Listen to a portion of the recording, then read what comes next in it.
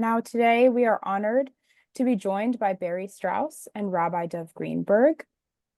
Barry Strauss is the Corliss Page Dean Senior Fellow at the Hoover Institution, the Bryce and Edith M. Bowmar Professor in Humanistic Studies Emeritus at Cornell University, and a leading expert on ancient military history. He has written or edited several books, including The Trojan War, The Spartacus War, Masters of Command, The Death of Caesar, and 10 Caesars. You can visit barrystrauss.com to learn more about his work. Rabbi Dov Greenberg is a unique thought leader in the Jewish world. At home in the religious and secular spheres, his voice is one informed by deep learning, moral clarity, and intellectual depth.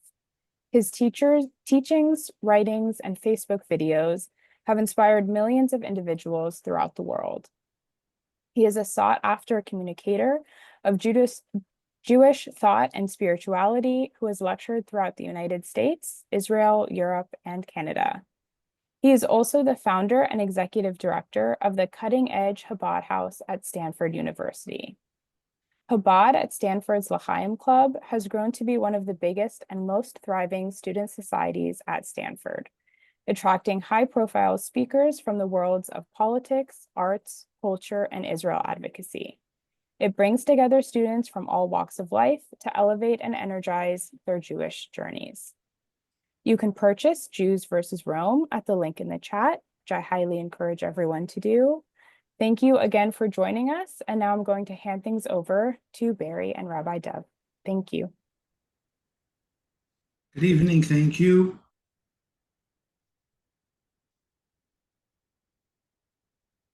So right now, I'm just, the screen is blank, so I'm just checking in to see if is the audio okay? Oh yeah, go ahead. You're all good. Okay, so Professor Barry, first of all, it's an honor to do this interview with you. The book is, I must say, it's written beautifully. Sometimes the tragedy of history is that when you read a book of history, it can be boring or merely academic, and then people lose the rich lessons that one could glean from history. And your book, Jews versus Rome, really, it's gripping, it's powerful, it's eloquent. So it's very special, and I think also timely. So thanks for writing it. It's a great read.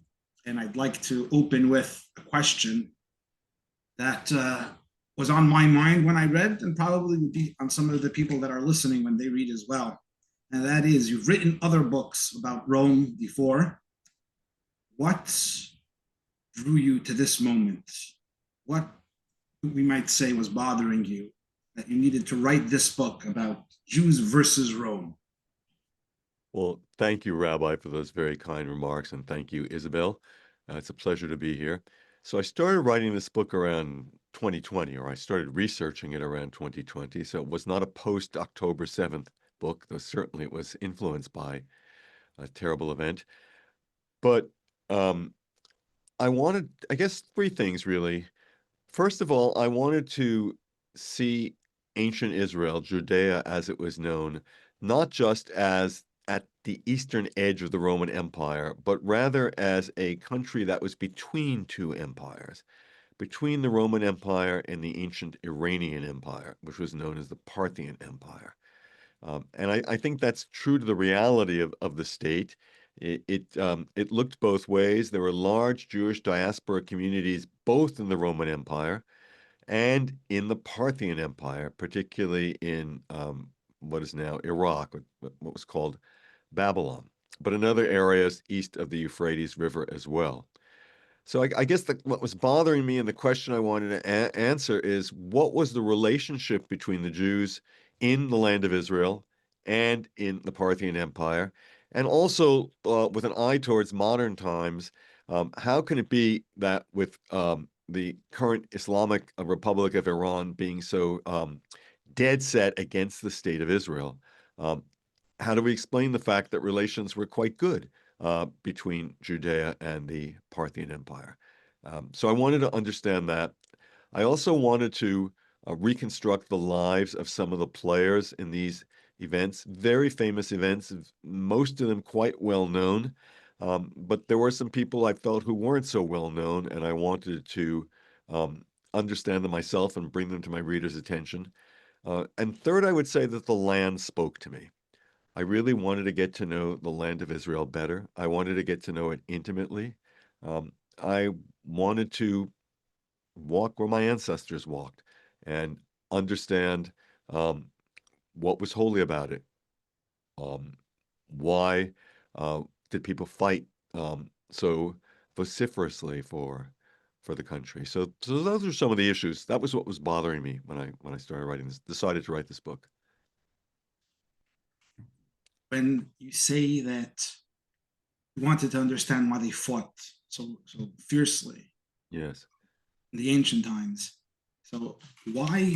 What was the answer that arose in your research, and then what would that fighting tell us today? Because today, Jewish people in Israel and really around the world also have battlefields. There's the battlefield of survival in Israel because we're surrounded. We don't live in. It's not the best neighborhood, shall we say? No.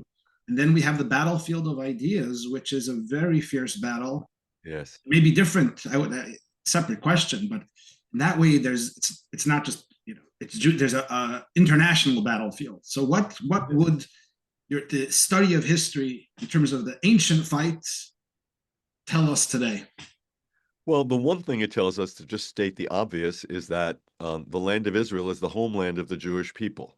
I mean, when people say that the Israelis are settler colonials, it's as if they seem to think that they just threw a dart at the map and chose a land to move to, without understanding that this is the Jewish homeland and always has been the Jewish homeland. And for 2 millennia, Jews have yearned to have their homeland back and to rebuild Jerusalem and one day to rebuild the temple. So I think there's that, and we have to understand that that is at the root of everything else we understand about Israel. And I think people in antiquity thought the land was holy, and they were deeply, deeply attached to it. So that is why they would fight so fiercely for it. Do you think the war with Rome was inevitable, and then the destruction that ultimately came in the year about 70? I don't think it was inevitable. So as a historian, I always sing the same tune. I don't think wars are inevitable. I think it would have been difficult to keep it from happening. And what it would have taken on both sides was statesmanship, committed to keeping the war from happening. Because ultimately, the positions of the Jews and the positions of the Romans were unreconcilable or irreconcilable. From the point of view of the Romans, Judea was first just another client kingdom and then just another province. It was governed by a Roman governor who sat in Caesarea Maritima, Caesarea by the sea, which was built as a pagan city. And all other things being equal, the Jews were expected to worship the emperor just like everybody else in the empire. They were given a pass. They didn't have to do that. From the Jewish point of view, the land of Israel was holy. It was governed from Jerusalem, and it was governed above all from the house of God, the temple. That was the true government of Judea. And the Romans were Johnny-come-latelys. The Romans were imposters, and they were desecrating the land. If you wanted to push things to those two extremes, well, then you will have a war. Inevitably, you will have a war. There were statesmen, rulers who tried to prevent that from happening. So one, not a very popular person, a tyrant, Herod, King Herod, Herod the Great, reviled in both the Jewish and the Christian tradition, truly bad man in many, many ways. But he did try to strike a balance between the Jews and the Romans. And on the one hand, he built temples to Augustus in various places in the land. On the other hand, he rebuilt the Second Temple to its greatest magnificence in its history.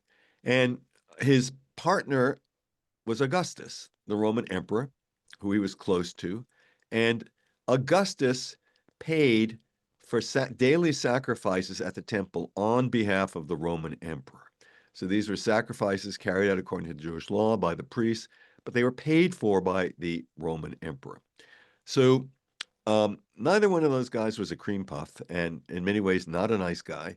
But when you had people like that on either side, then I think it was possible to strike a balance and to avoid a war. But the house of Herod does not last. Nobody of his caliber replaces him. Judea becomes a Roman province, and Augustus gives way to emperors like Caligula and Nero, who were not exactly statesmen and not particularly interested in a balance in Judea. So when you get to that sort of situation, then yes, I think war becomes inevitable. But there was another way. You have a section in your book where you write very beautifully. I'm not going to do it justice, but Thank you. write about the fires of destruction that burnt down Jerusalem, the ancient capital, Yes. and the temple. And then you say how that fire, the sages, Jewish tradition, they took the fire of destruction and turned it into a kind of moral fire in the hearts. Yes. And that fire that transformed the Jewish people in many ways, carried us for 2,000 years. So I want to ask you about that fire. How did they do that? What you almost could say what was the secret to survival? To put it in a different way, because if you can take fires of destruction and turn it into fires of life and warmth and illumination, that's a powerful recipe for strength and survival. So what was it?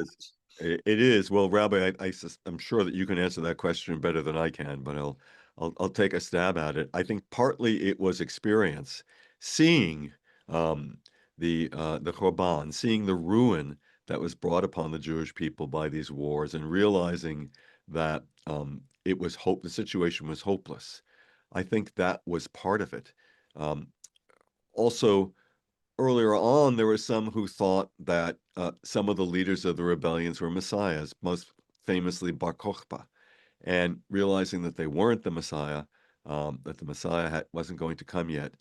I think it inspired people to think, and it inspired people to look for a different way.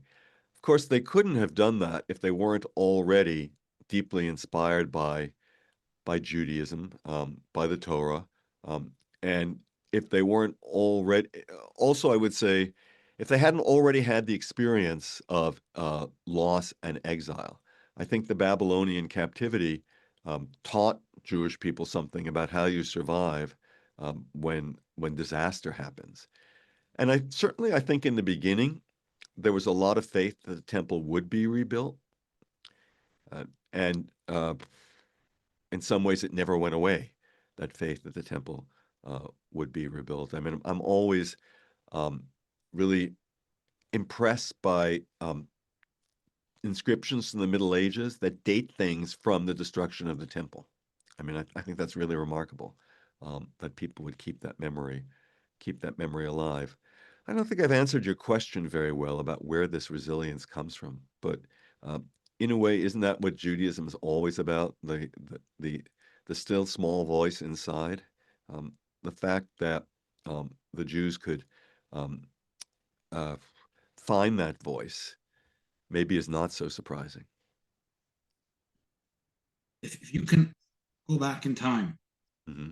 walk the streets of Jerusalem during the Great Revolt for 5 minutes, what 5 minutes, what moment in history would you choose to revisit after all the research and years you spent studying that period? Well, it's not so dramatic, but I actually would like to have walked on the Pilgrim Road from the Pool of Siloam up to the Temple Mount. I mean, this is this very beautiful road that the archaeologists have found. It goes for about 600 meters, and it climbs a relatively gentle hill up to the Temple Mount. I think it would have been remarkable to do that. So, yes, if I could be there for 5 minutes, it'd take a little more than 5 minutes, but that's what I'd like to do. Which character that you wrote about, you mentioned Herod before,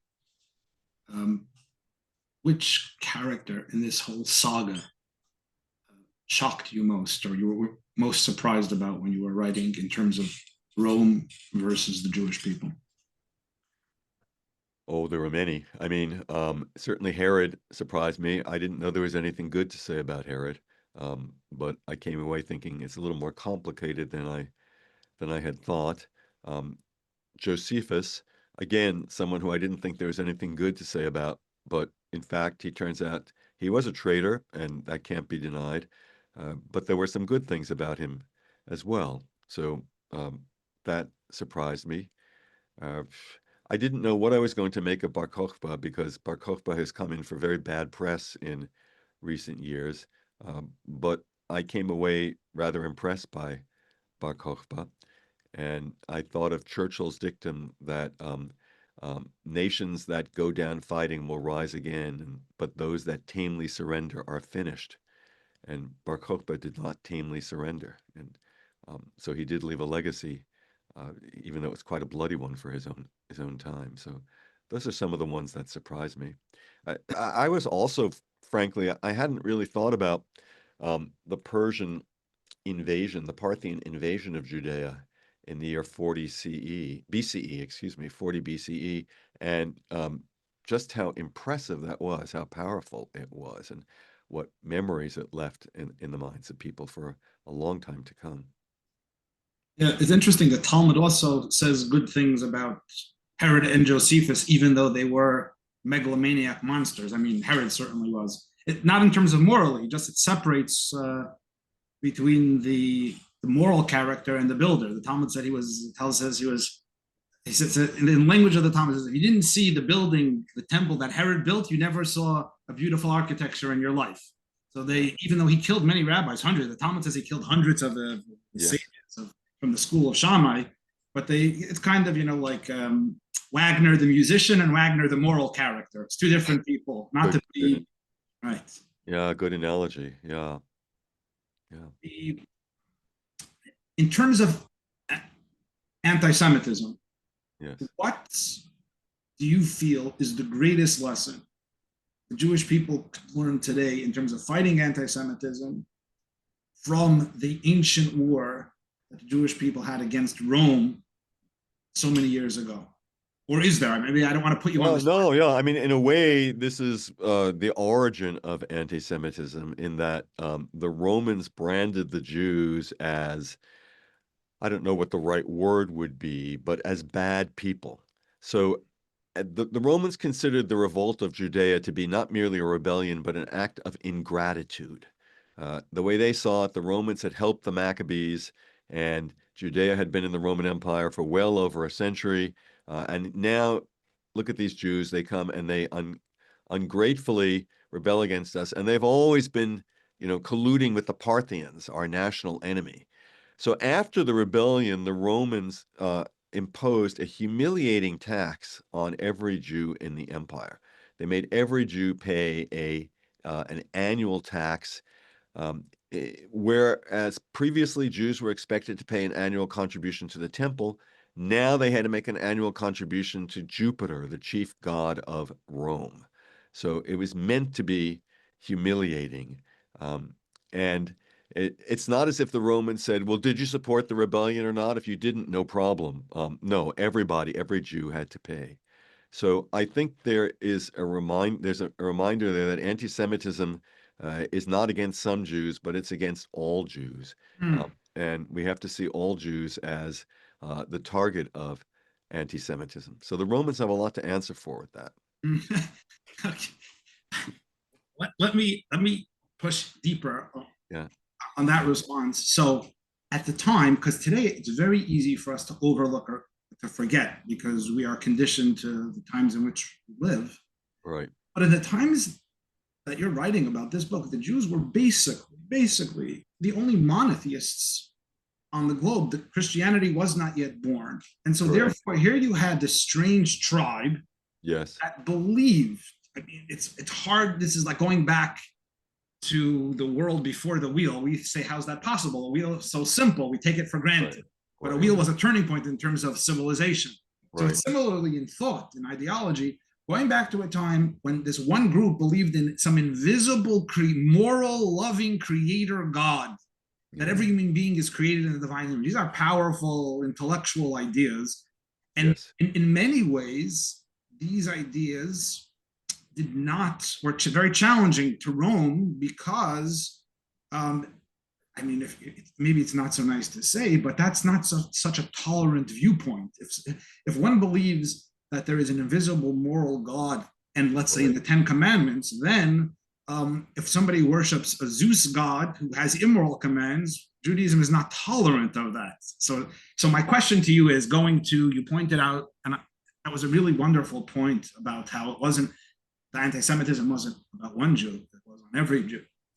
Humiliating tax. How much was the Jewish faith, the ideology, the moral, the non-tangibles that Judaism collectively believed in, that was the Jewish faith, how much of that played a role in the hatred, the rivalry, and the war between Rome and the Jewish people?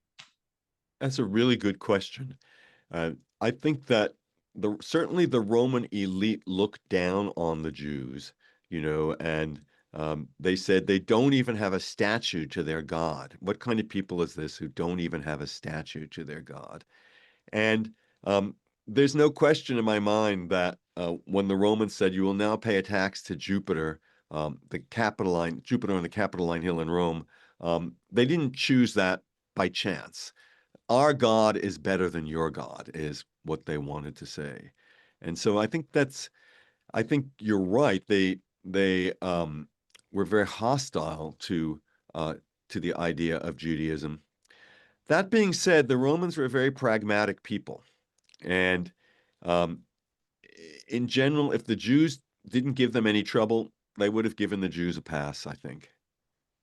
Rome at the time was the superpower of the ancient world. I mean, they had, and the Jewish people were very small military in terms of numbers compared to Rome. Yet, you fast forward 2,000 years and look at the Jewish people and look at Rome. So my question to you is, and this is going to crawls back into the psychology of the ancient world. That's why I want to ask it to you. Do you think if you would go back 2,000 years and ask a Roman emperor or some of the greatest thinkers of the time, I'm going to tell you what will be in 2,000 years. This is what the world's going to look at. Do you think the Romans would have been surprised about what happened to them and what happened to the Jews? And if you would have asked Rabbi Yochanan ben Zakkai, who you write about in the book, or Rabbi Yehuda Hanasi, others that you write in the book, and you would ask them the same question, in 2,000 years, they're still going to be, reading the language. Would they have been surprised? No, I mean, it's a great question. I don't think the rabbis would have been surprised. I mean, Rabbi Yehuda was confident that one day Rome would fall, and that the redemption would come, the temple would be rebuilt. But the Romans, I think, would have been completely shocked. I think they were shocked by the additional revolts. I think they thought that once they had destroyed the temple, that ended problem. They destroyed Jerusalem, they destroyed the temple. The Jews aren't going to cause them any trouble anymore.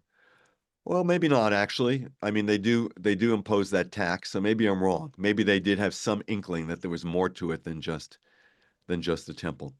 But I don't think the Romans could have imagined that this small people with such little power compared to the power of Rome, that they could ultimately prevail.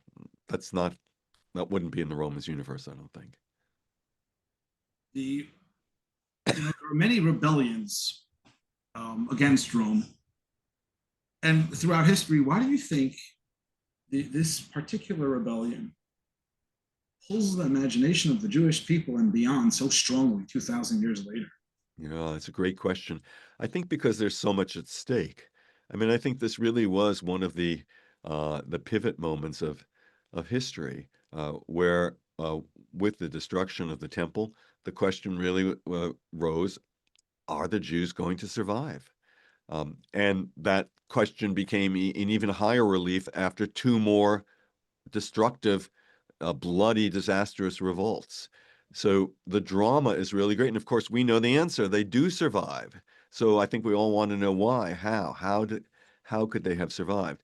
It's also, of course, it's a turning point for Christianity, the destruction of the temple and these revolts. And of course, in addition, I'd say there's Josephus. So whatever bad things Josephus did, he did write these books that preserve these stories, and in particular Masada, which I don't think we'd know anything about Masada if not for Josephus's decision to end his book with Masada and to make it a heroic episode. And of course, Zionism and archaeology in Israel has done so much to bring back to life so many of these sites from antiquity. So lots of reasons why it's such a powerful image today still. We kind of mentioned it before, but to press on it further because it's so relevant, what do you think the key or the essence of the animosity or hatred of Rome to the Jewish people was? What did it stem from? And how does it compare to the new anti-Semitism of today? Are they the same, or how are they connected? That is a great question. I suspect that they are connected. They are basically the same. I mean, as I said, the Romans are pragmatic people, and they might have been willing to allow the Jews to get by if somebody had kept the peace and quiet in Judea. But then again, we find people like the Emperor Gaius or Caligula, who wants to put up a statue of himself in the temple. You know, he's just not accepting the fact that the Jews don't want to be part of the party. And I think that is very similar to anti-Semitism today. The Jews want to be different. And I think that's one of the reasons for anti-Semitism. And certainly we see that with the Romans. So yes. They saw the difference as a challenge. In other words, you're saying difference causes anti-Semitism because the Jews are different? That makes it sound as if the Jews did something wrong by being different. I mean, and I don't think that at all. But, you know, the Jews insisted on their beliefs, on their faith, on their commitment to God and to the Torah, and when it stood to the temple. And that was fundamentally opposed to the Roman notion of order and empire and paganism. Mm. So if you have statesmen who get it and understand that there is a potential huge clash here, then you can keep the clash from happening. Mm. But always underneath, there is this difference, this irreconcilable difference between the two sides. So nobody can be surprised. Nobody should be surprised that rebellion broke out. Maybe a little bit surprised that three massive rebellions broke out, with some smaller ones as well. And it's just a tribute to the resilience and determination of the Jews that this happened. But it's also a sign of the differences between the Romans and the Jews. Mm. If you can go back and meet one of the characters that you've written about in the book during this period, during this whole rebellion period, who would you want to visit, and what would you ask them? Well, that is a really good question. I might want to visit Bar Kochba and ask him, how did you think you were going to defeat the Romans? You know, he has a very, very clever strategy, but what makes you think that it would work? And in particular, I'd want to know, were you in contact with the king of Parthia? Did the Parthians give you any promise of aid? And our sources are so poor for this period that we can only guess whether that happened or not. Not that I think they should have trusted the Parthians if they did promise aid, but I'd love to know what was in his mind and why he thought he was going to be able to win. Well, he didn't meet with an initial success. They even printed a coin that of some kind of. Yes, enormous success in the beginning. I mean, they shocked the Romans. The Romans were not prepared for this revolt, and the emperor refused to tell the Senate, to give the Senate the usual greeting that all is well with me in the army, because it wasn't. The rebellion was so successful, and it took such an effort on the part of Rome to put it down. But still, Rome did have a habit of putting down all rebellions. So I guess my question is, what made him think he could get away with this one? So on that question, the Talmud has something to say, and I wonder if you came across anything similar in your studies that would back up what the Talmud says, or disagree with it. The Talmud actually says that Bar Kochba and the Jewish people were so fearsome and they were so strong that Rome would not have been able to conquer Jerusalem. They didn't say the Jews would be able to beat Rome. They said the fortifications and their positions were so strong, and they had, the Talmud says they had food stored for over a decade.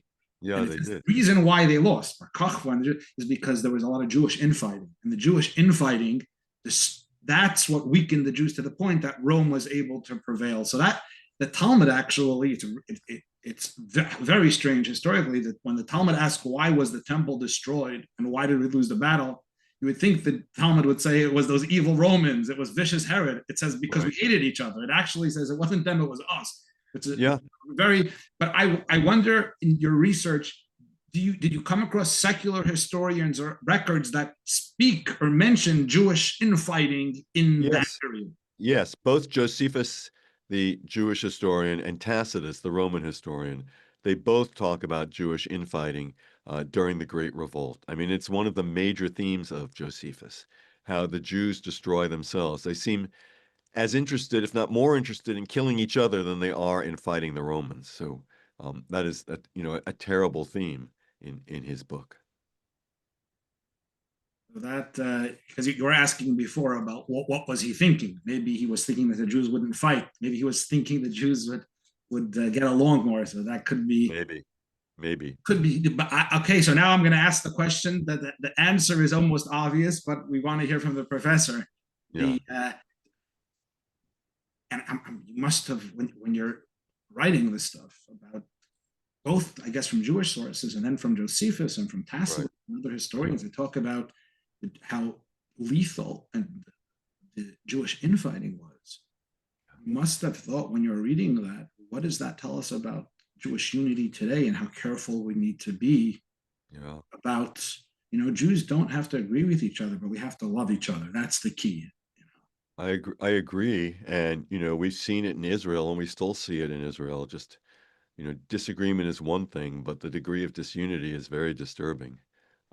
So there is a real lesson there. And many Israelis who are historically literate, and many Israelis have pointed out and said this is all too reminiscent of what happened during the revolts, that the Jews wasted their energy fighting each other instead of uniting against their enemy. So there certainly is a real lesson there for today.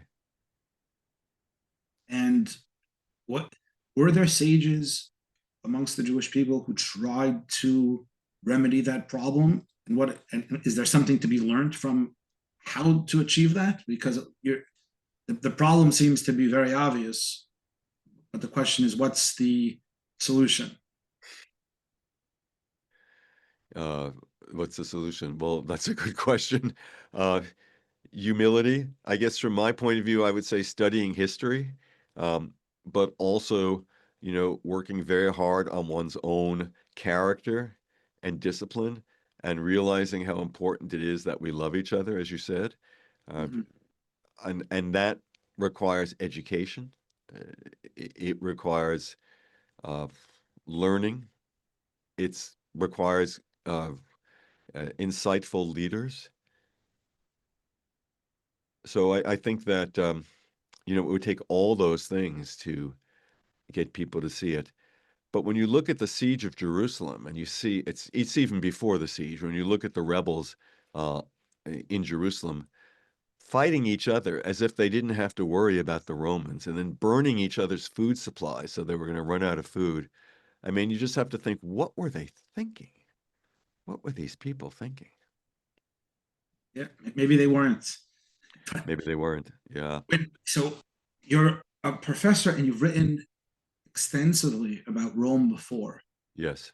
So now when you are writing about Rome and the Jews more in depth in terms of the Jewish battle and confrontation, what was the thing that surprised you most?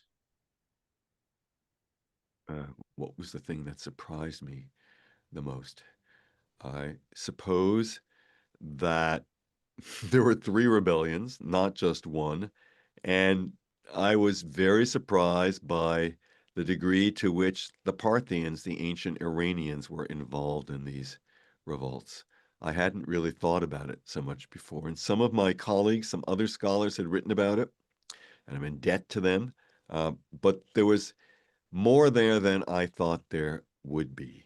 And so that and the sophistication of the rebels. I mean, there's always a tendency to think that people in ancient times were primitive, but these were very sophisticated people who had an extensive communications network that stretched from Iraq to Egypt to Rome and through the land of Israel. So I was surprised by how much they knew, how many connections there were by the people in this world.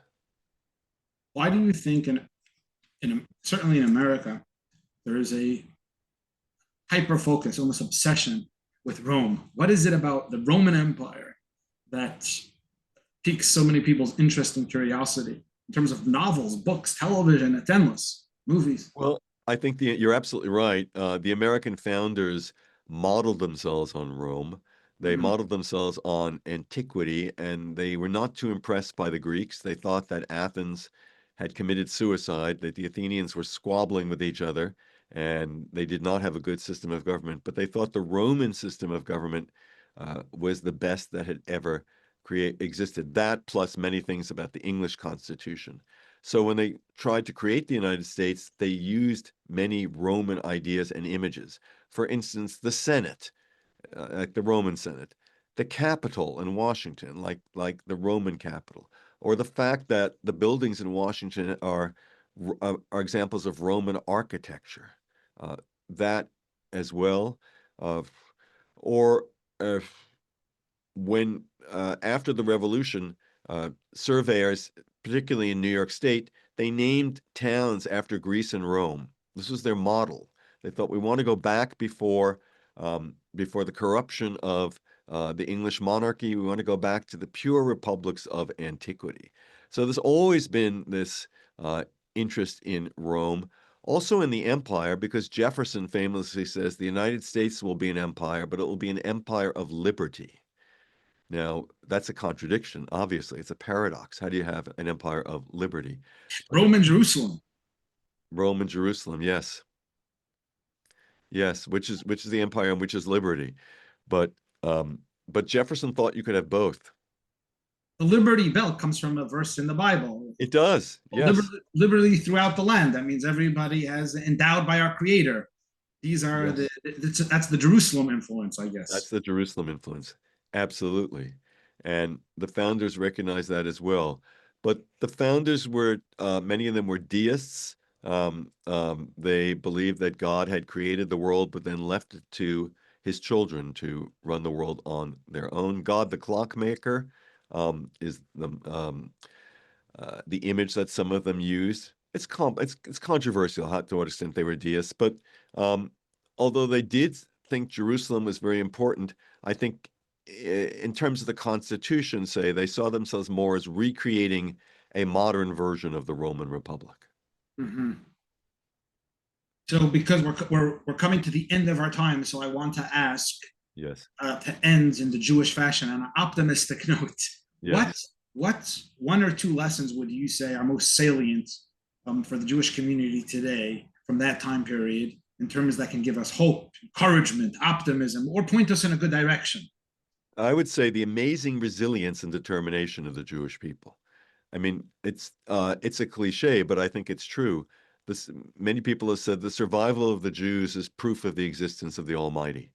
And I think the fact that the Jews were able to go through these disasters and yet turn the spirit that led rebellion into a spirit that would lead to spiritual resistance, into resilience, that is gold. That's absolute gold. It's one of the strongest things in history. And the strength of the Jewish spirit is something that I think should give us optimism for today.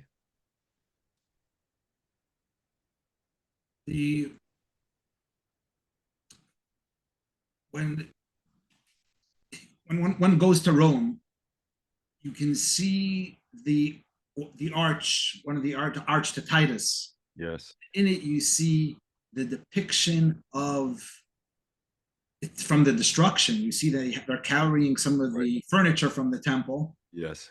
And when I was in Rome, I remember what was striking to me is besides for that, you see 2,000-year-old image of a triumph that was really celebrating the destruction of the Jewish people. Yes. What's striking to me was I did not see, and it could be there were, I didn't see other arches of triumph that depicted destructions of other temples or other communities.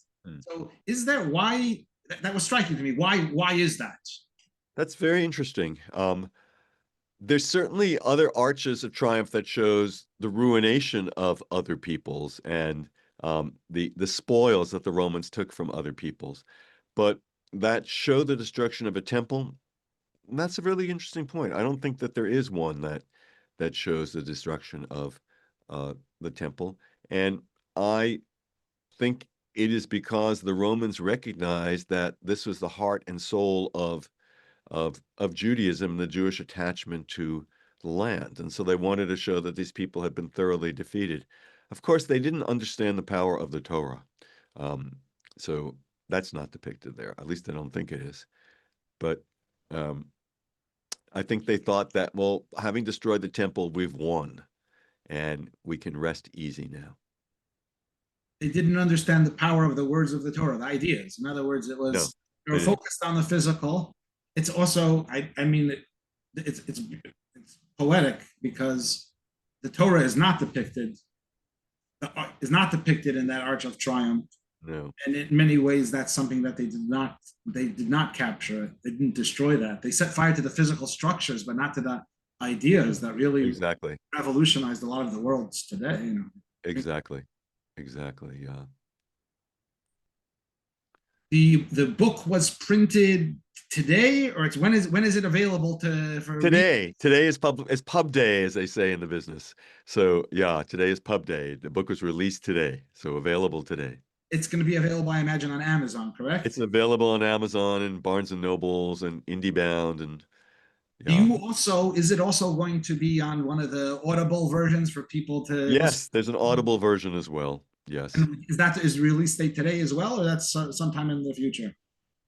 It's a really good question. It seems to be on sale on Amazon. I haven't actually clicked it to see. I assume it's available today, but to be honest, I don't know.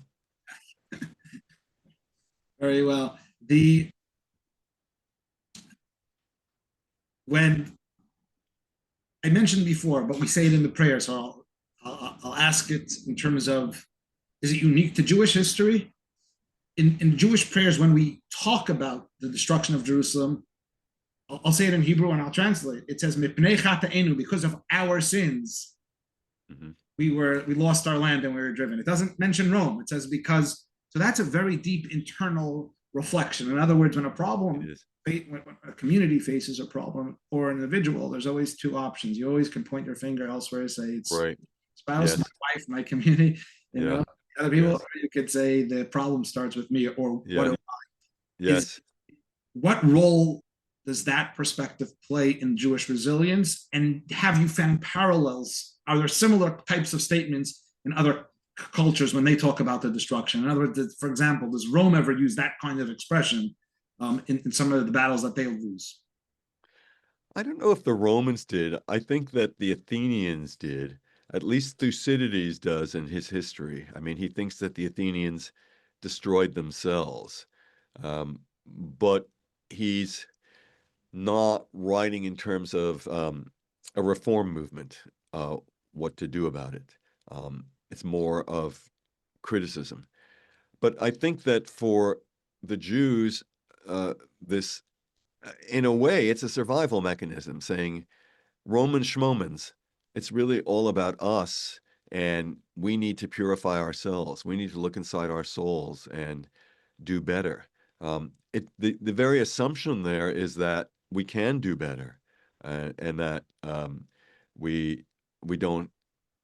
So the Romans don't have power over us, I think. So I think it is a very potent way of putting things. You mentioned before that the destruction of the temple was also a turning point for Western civilization because it affected Christianity, or it affected the future.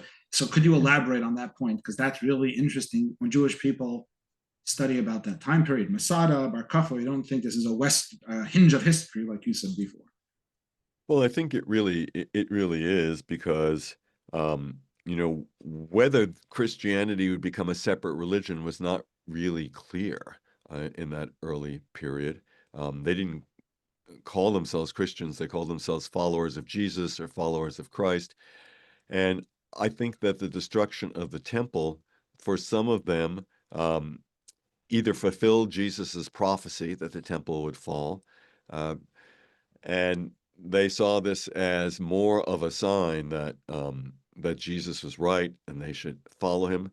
And I think probably for some Jews, it also shook their faith and left them unsure as what the future would be. It also meant that there were two kinds of Christianity, one that looked inward within Judaism, and one that looked outwards and wanted to preach to the Gentiles.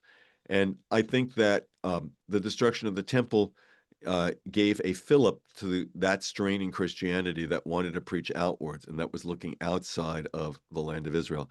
That simplifies things more than it really was. It's more complicated than that, and things didn't change overnight. But I think it was an important turning point. And some would say it's also the impetus for the writing of the first gospel, the Gospel of Mark, which most people would say is the earliest. So very important for Christianity. You mentioned that people viewed that moment as proof or pointing to the fact, okay, the validity of Christianity. Did that then cause, I mean, for the Jewish people, it certainly has, when the Jewish people then returned to Israel after the longest wandering of the people. Right. So for the Jewish community, of course, that was a great inspiration because it turned out what Rabbi Yehuda or Rabbi Yochanan ben Zakkai thought would happen actually came to pass. And in other words, for the sages of the Jewish tradition, that's how the movie's supposed to end. Like, okay, this is, but did that cause in contemporary Christianity, I guess, going back really to 1948, did that cause an internal crisis within some of the Christian thinkers in terms of, one second, if we're going to argue that the destruction of the temple and the exile of the Jew from Jerusalem points to the Judaism is false, then the return points to it being correct. I wouldn't be surprised if there were debates about that very point, but to be honest, I'm not knowledgeable about it, so I couldn't really say. I just want to be sensitive. I know that we were supposed to open up to questions, and I see that. I was just going to interrupt. But it's so fascinating listening to you two speak. But we do have lots of questions from the audience, so thank you to those of you who have already submitted questions. Also, if you feel inspired while I'm posing the questions, also feel free at any point during the Q&A to submit more questions as well. But kind of to start off, we have a few of our listeners actually who are wondering about the research process for this book, and if you can talk a little bit more about that and what primary and secondary sources you used and how you went about kind of undertaking this big book. Right. So a variety, the shotgun approach, I would say, in a way. So of course I read Josephus. Both the Jewish War and the Antiquities of the Jews are absolutely essential, but they peter out after the year 74.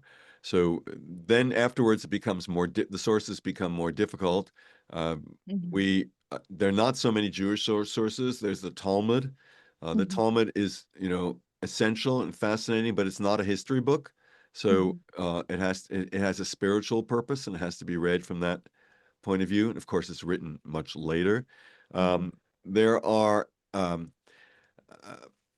for the diaspora revolt in Egypt, we have scattered sources in, various pagan sources and Christian sources. We have little references to it.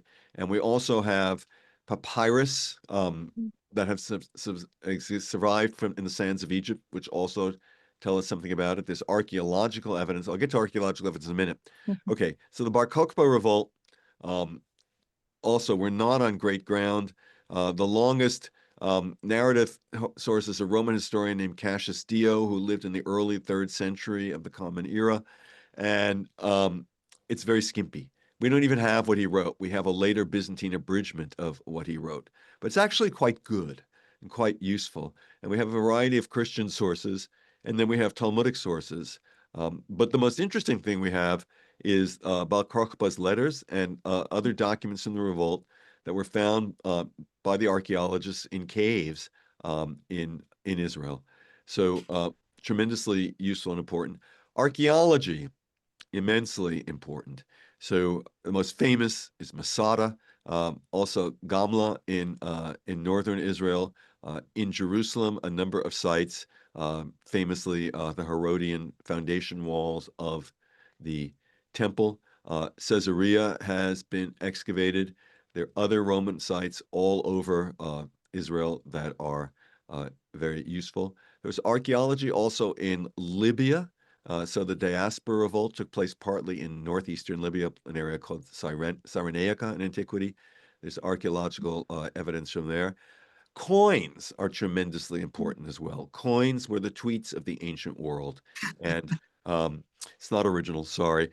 But they give us so much information. We learn a lot from the coins, both the coins of the Romans and the coins of the rebels. We learn a lot from there. Archaeology in Rome as well, as the rabbi said, the Arch of Titus. But the most famous monument, though not often recognized as the monument of the Great Revolt, is the Colosseum, which was built as a victory monument for the victory over the Jews in Judea and was at least partly funded by spoils from the temple. So, and there are other archaeological monuments in Rome and elsewhere in Italy. So, a lot, and luckily I was able to spend some time in Israel and to visit sites and also to meet with some of my colleagues, historians and archaeologists at various institutions in Israel, and they were incredibly generous and helpful in correcting my misimpressions and putting me on the right path. Well, thank you so much for sharing that with us. We have quite a few questions about very specific aspects of your book. Apologies in advance, we won't get to all of them, but that is why you all can purchase the book and hopefully learn more. But I'll pick out a few that we have time for. One viewer is wondering if you can talk a little bit more about the Emperor Hadrian's relationship to the Jews. You know, he's often seen as one of the quote unquote great emperors, but also persecuted the Jews. And our viewer is wondering, you know, sort of what do you make of this and what's your take? Well, Hadrian's relationship to the Jews was not good. And if you read my book, you'll see the Iranian connection in all of this. And it's not that the Iranians are hostile to the ancient Jews. On the contrary, they're hostile to the Romans. And there's a shadow from ancient Iran, from Parthia, over this whole story. So that's a big part of it. We know that Hadrian was dedicated from the word go of his reign to rebuilding the ruins of Jerusalem as a pagan city, named after himself and after Jupiter, Capitoline Jupiter of Rome. And there's also reason to believe that he prohibited circumcision even before the Bar Kochba revolt. So not a friend of the Jewish people, I'm afraid. Thank you for elaborating. We have just a couple more minutes left, but we have a question that I think actually both of you might be able to speak on nicely. Few viewers have noticed that, of course, during this conversation, you spoke both about military history and about religion, which, of course, in this story, the two are very intertwined. But one viewer wants to know, for today, how do you think the fields of both history and religious studies can impact or enhance each other? Rabbi, do you want to go first? You can go first and I'll follow. Okay, you're in the cleanup position. Very wise. So I think there's a misapprehension that people have that politics and religion should never be connected, and there has to be a hermetic seal between the two. And I think for me, one of the lessons of studying this period is that yes, it is true that religious passion can mislead people or people can misinterpret. But it's also true that wise religious leadership can give people the tools that they need to survive and to succeed. So, I mean, I think that religion and politics can work well together. One just has to be selective, wise, prudent, judicious. I think there's a lot of that in the Jewish tradition. So I'll just add to that. I agree with everything the professor just said. There was a book by a professor, his name was Yerushalmi, and he called the book, a short book, it was called Zachar, which means remember. And he pointed out in that book that Judaism is a faith of tremendous history, right? It's one of the longest uninterrupted sagas of human history or story. So history is critical in Jewish tradition, yet there's no word for history in Hebrew. In Hebrew, there's no word for history. Even if you go to modern Israel today and you say, how do you say the word history in modern Hebrew? You know what they'll tell you? They'll tell you historia. Historia. What does that sound like? That's borrowed from English, borrowed from Latin, but it doesn't. So it's strange. He points out, Yerushalmi, that a faith so steeped in history doesn't have a word for history, which doesn't really make sense. Like I said, the Eskimos have many words for snow. So we think it has many. It's actually a very good way to tell the difference between civilizations is what words they have and what words you could translate or they're missing. For example, how do you say chutzpah in English? Can't say chutzpah in English because we have copyright. That chutzpah. They borrowed it because they couldn't. So why is that we don't have history? And he points out that because we have something different. We have what's called in the memory, zachor, memory. In the Bible, the word remember appears 169 times. Remember you were in Egypt. Remember to treat the orphan and the kindly, those on the margins. Remember, meaning to say, what's the difference between history and memory? This is to answer that question. History means his story, somebody else's story, another place, another time, not me. Memory is my story. It happened to me, my people. So I think the contribution that Judaism endeavors to make, the faith, the religion, in terms of history is incredibly important. But how do we make events of the past become my story? That's what Judaism is trying to do. How do I take the values, the ethics, the goodness that we learned from the past and say, now this is not a tale about an ancient people and it doesn't affect how I live, but this is my family story, and how do I take those values and pass the values of kindness, of tzedakah, of chesed to the next generation, turning history into memory, my personal story. And that's, I think, where Jewish faith meets history and turns history into memory. Well, thank you both for sharing such wonderful answers to that question. I know we're at time, so unfortunately we can't take any more questions, but I think that was a wonderful place to leave off. And I do want to say thank you again to everyone who submitted questions. Hopefully some of your questions can be answered by reading the book. And of course, a huge thank you to both of you, Barry and Rabbi Dov, for coming and speaking with us tonight. I highly encourage everyone to purchase Jews versus Rome, which you can find at the link in the chat. I've just popped it in there again for you. We also hope that if you enjoyed today's program, you'll consider making a donation to the museum, which you can do at mjhnyc.org/support. We also hope to see all of you at our upcoming programs, which you can find at mjhnyc.org/current events. You can also find those links in the chat, so you don't have to write those down. You can also watch our past programs and view and share the recording of tonight's program, which will be available next week on our YouTube channel. Thank you all again so much for joining us. We hope you have a great night, and we'll see you soon. Thank you. Thank you. Thank you.